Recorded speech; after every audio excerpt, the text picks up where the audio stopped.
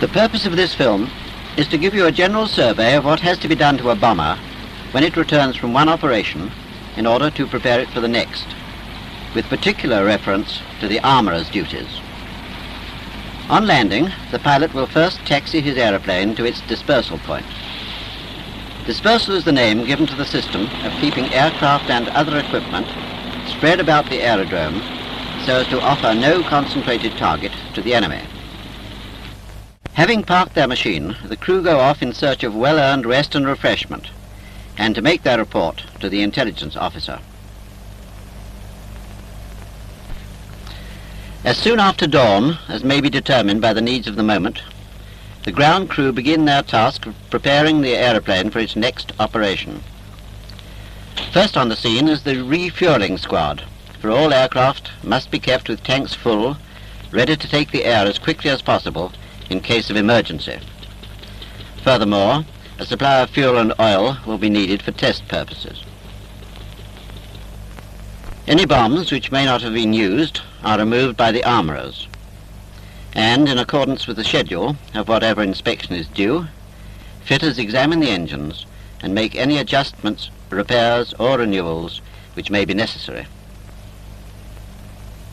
Riggers go over the bodywork looking for signs of wear, oiling working parts, seeing that hydraulic reservoirs are topped up and systems are free, and also searching for any damage caused by enemy fire. Photographic equipment, which is used to record the effect of bombs dropped, is reloaded with film and replaced after thorough servicing, together with the appropriate photographic flares.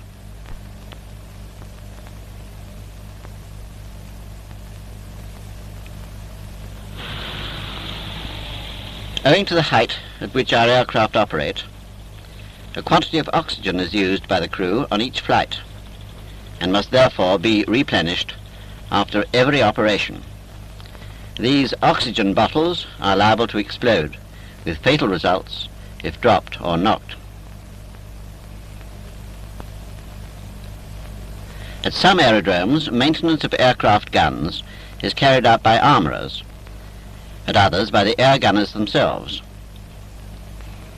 Guns are cleaned daily, the recoiling portions being withdrawn for this purpose. First, the gunner detaches the hydraulic control to the gun sear. He removes the back plate. The recoil spring is removed, and by means of a wire toggle affixed to the cocking stud, he withdraws the breech block. The gunner now releases the spring plunger of the lock frame and withdraws this and the barrel and barrel extension from the gun.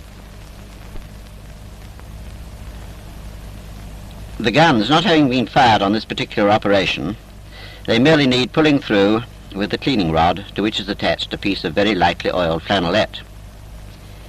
He returns the barrel, barrel extension and lock frame to the guns, preparatory to checking guns and sights to see that they are harmonized. For this purpose, he trains the sight and guns onto a reduced scale sighting board. First, he trains the turret on the sighting spot on the board, and then checks the alignment of the guns on their respective right and left-hand spots by looking through the barrels and the sight.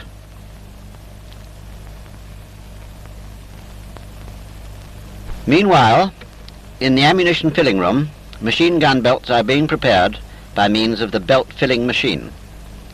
This automatically inserts the rounds into metal links and roughly positions them. The rounds are put into a hopper in the proportion of different types of ammunition required for the operation in question, that is, day or night. These will consist of ball, armor-piercing, and incendiary. In order to apply the tracer firing principle, a percentage of tracer ammunition is put into the belt, accurately spaced every so many rounds, approximately 1 to 5 of other types of ammunition, as can be seen here. The actual percentage of tracer depends on the number of guns and the individual turret installation. The belts are carefully wound in order to avoid damage or distortion to the belt links, which, if not eliminated, would cause gun stoppages. Belts are now passed through the belt positioning machine which accurately aligns the base of each cartridge in relation to the links forming the belt. The finished belts are carefully paid into spare ammunition boxes for easy transport to aircraft. From the boxes in which the ammunition is carried to the aeroplane, the gunner now carefully transfers the belts to the ammunition tanks in the turret. When the tanks are full, he threads the ammunition by means of a toggle through the ammunition chutes into the feed block of the gun, ready for loading. The aeroplane having been subjected to the appropriate degree of inspection or overhaul, the aircrew concerned take over for the test flight.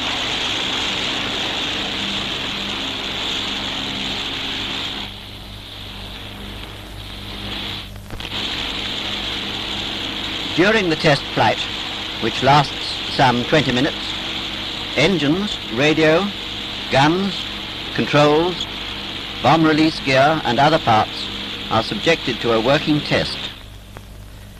Finally, the airplane is grounded and, if satisfactory, is ready for bombing up. Bombing up is done in 3 main stages. The first 2 are done by the station armament section, and the third by squadron personnel.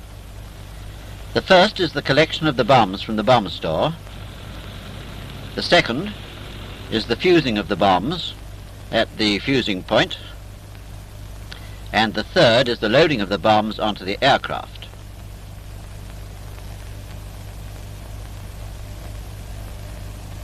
We begin at the bomb dump. For obvious reasons, it is far from the hangars and the main buildings of the station. The bomb store is well camouflaged, surrounded by a barbed wire fence, and is guarded at the entrance. Bombing up starts when the detailed orders of the bombs required are received by the NCO in charge of the bomb dump. He passes on these orders to the NCOs in charge of the various bombing up parties, each of which has its own particular task. This party will load the bombs onto the bomb trolleys. First, they put their tin hats and respirators in some place where they can get at them easily. Then they open the bomb store. The bombs are stacked by types. The main types are general purpose, semi-armor piercing, and high-capacity bombs. They range from the 250-pound bomb upwards. Incendiary bombs, because they are incendiary, are stored separately. The bombs used for a particular operation vary according to the kind of target to be attacked. SAP and AP bombs are designed for use against warships and for attacks on heavy machinery. They are strongly made and they have great penetrative power and heavy fragmentation. Here are some GP bombs, which have a higher charge-weight ratio. They throw off more but smaller fragments, and are therefore used against normal industrial or military targets. These 2 types of bombs have a wide variation of fusing. The GP from instantaneous up to several hours delay, and the SAP from instantaneous up to several seconds delay. HC bombs have a high charge-weight ratio and little fragmentation but heavy blast effect. Because of their light construction, they can only be fused instantaneous. In the store, the bombs are kept apart from their tail assemblies, which are stored in these containers. As a rule, the tail assemblies will be loaded onto a trolley and taken to the fusing point ahead of the bombs.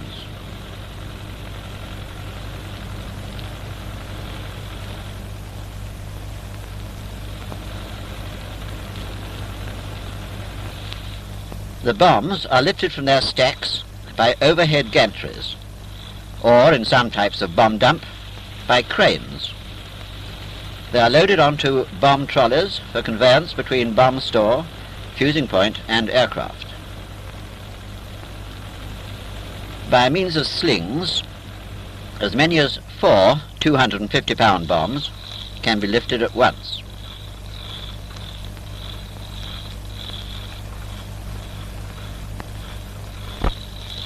Here you see two 500-pound bombs being handled at the same time and loaded in the same way as the 250-pound bombs. To make for rapid handling of bombs and for the arming and loading of a large tonnage of bombs in a short time, careful maintenance of all bomb handling gear is essential.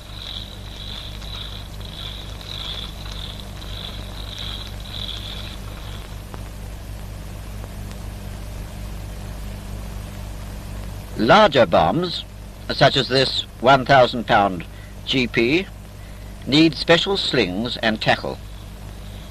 Many of these larger types are not fitted with suspension lugs and are lifted by slings passing round their bellies. Special cradles, too, are needed to adapt trolleys for carrying these heavier bombs. Adequate equipment is supplied to make the loading of larger bombs as simple as the loading of the smaller ones. Here a large high capacity is being moved from the store. These heavier bombs are more easily moved on the gantries by pushing on the load itself rather than by pulling the chain tackle. Before the bomb train moves off, the bombs are securely strapped to the trolley.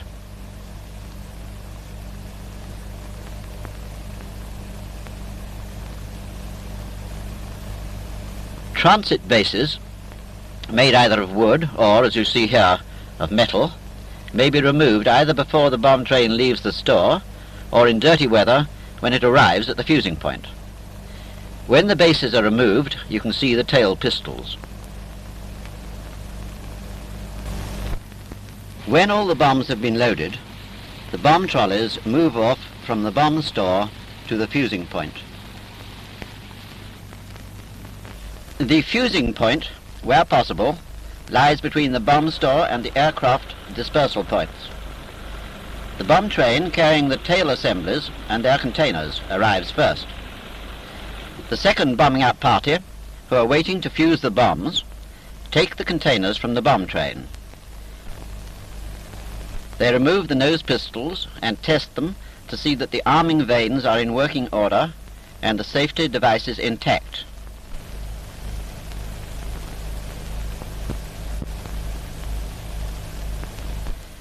After testing, safety devices, pins and collars are put back in the pistols.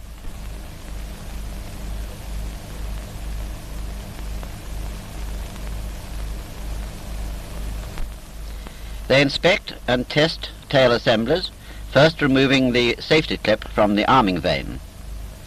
Here is the safety clip.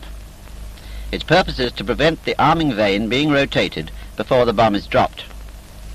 The arming vane is tested for freedom of movement. These boxes contain detonators. They are sensitive to heat and shock and must be handled carefully.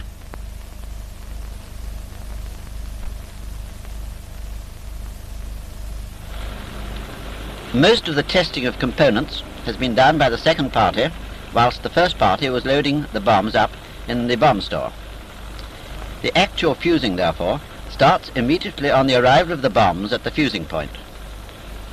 This process usually begins with the tail pistol.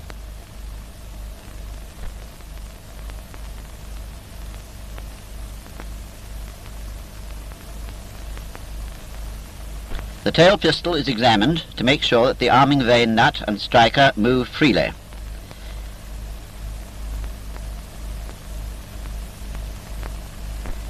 Before the detonators are inserted into the detonator cavity or exploder, this cavity is gauged. The detonator is then inserted into the bomb. Here the process is repeated in close-up. The detonators are kept in position by the tail pistol, which in turn is locked to the bomb by a locating spring clip.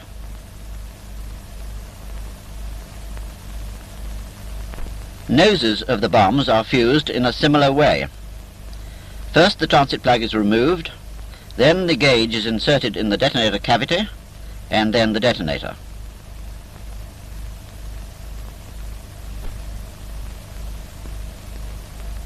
Here again in close-up, the gauge, the detonator, and finally the pistol.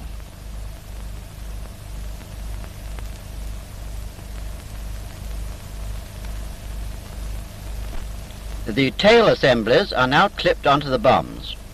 The tails are secured by 4 clips, and the armourer must see that these clips are properly engaged in their respective recesses. It is essential that the operation of clipping on the tail assemblies to the bomb should be correctly carried out. If this is not done, the tails will fall away from the bomb, and the bomb's flight through the air become unstable.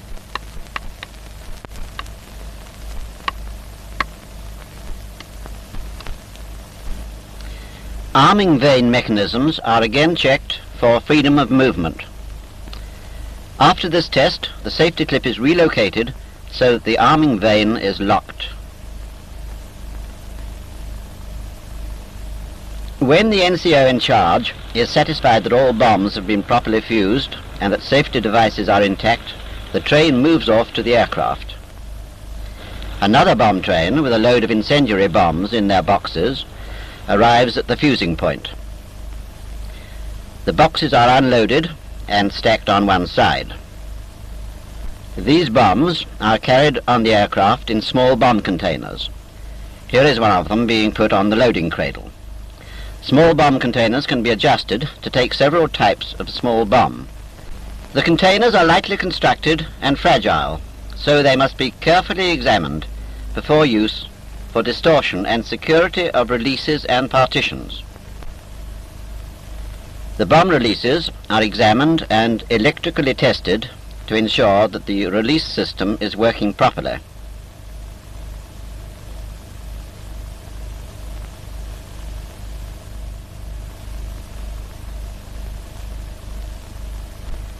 A canister of 4-pound incendiary bombs is now being unpacked from its wooden box. The lid of the canister is removed, and the tin, with its contents, loaded into one of the 3 positions in the small bomb container. The tin is then secured to the container. The bombs are packed at the factory in such a way that the safety pins are held in position until the bombs fall from the container. They are therefore safe until released. The small bombs are kept in the container by a drop bar, one end of which is hinged and the other end clipped into the bomb release. These drop bars are now being fitted in position.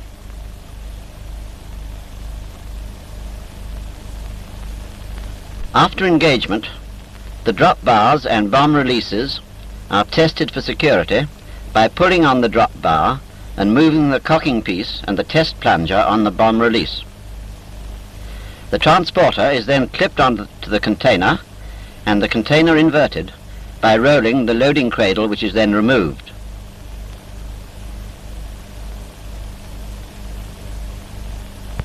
Loaded containers are placed on lorries or bomb trains for transport to the aircraft.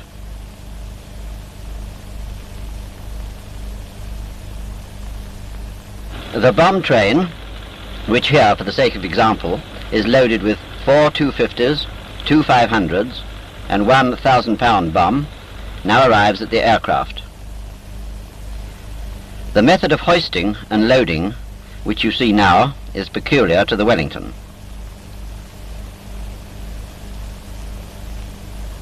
A 1,000-pound GP bomb is now being attached to the carrier. It is suspended from the carrier by a sling, which passes from one side of the carrier underneath the bomb and is then secured to the release slip on the opposite side. This is the 2,000-pound Type A carrier with a single sling. Slings are more often used for heavy bombs, as their weight is too great for them to be suspended by a lug from the normal release slip. After the carrier has been fixed to the bomb, the trolley is manoeuvred so that the bomb is almost exactly under the winch cable.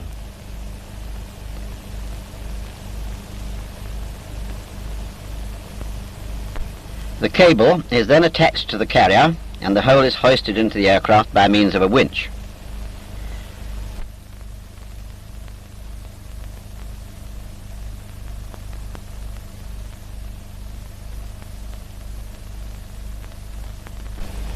When the carrier has been located to the bomb beam, the nose and tail steadies are adjusted. This is to stop any tendency of the bomb load moving during flight. The fusing wire is now fixed in position. Small bombs, as well as small bomb containers, are wheeled under the aircraft below the release to which they are to be attached. The bomb release, together with its hoisting cable, is lowered and attached to the bomb suspension lug. One of the crew then winds the winch handles and the bomb is raised to its position in the release slip housing. Others of the party assist by guiding the load carefully to avoid damage to aircraft parts. For reasons of safety, airmen should not get under bombs during this part of the bombing up process.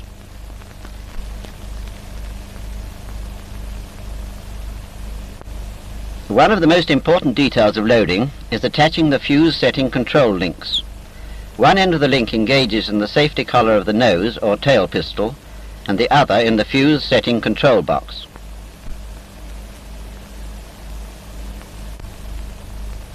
A small bomb container with its load of incendiary bombs is now being brought to the aircraft. These small bomb containers are loaded to the aircraft in exactly the same way as a bomb, except that with Wellington aircraft, a special type of adapter is necessary. This can be seen attached to the container. Except for one further important detail, the bombs are now ready for use. Before dark, the armourer must remove the safety pins from the bombs and place them in the correct stowage position in the aircraft. This he should report both to the bomb aimer of the aircraft and to the armament NCO. You have done your part of the job now, and the flying crew will finish it. They will be risking their lives on a task which depends as much on your efficiency, care and skill as it will on theirs.